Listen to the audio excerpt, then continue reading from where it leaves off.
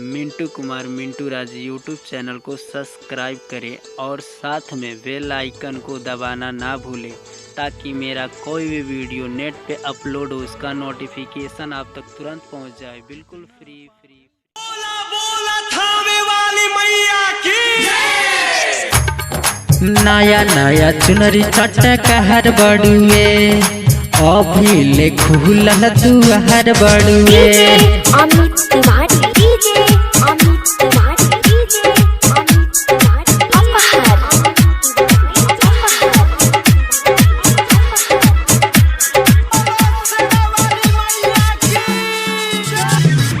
नया नया चुनरी चटकहर बड़ुए अभी ले खुलल दुआर बड़ुए अभी ले खुलल दुआर बड़ुए।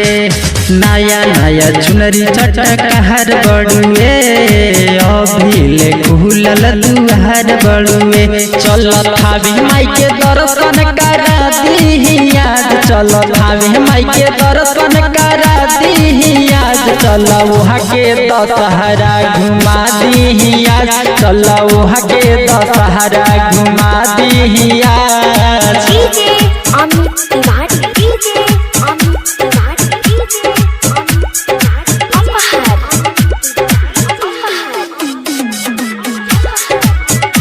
प्रेम से बोला वाली आनंदनी की तहरा तैयारी में लेट बाटे कहा चल घुमा दिए हर लेट होता लेट होता लेट होता। तहरा तैयारी में लेट बाटे कहा चल घुमा दिए हर लेट होता।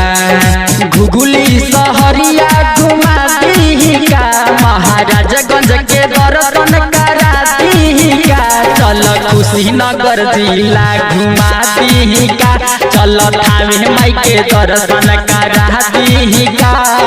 DJ Amit Tiwari DJ Amit Tiwari DJ Amit Tiwari DJ अपहर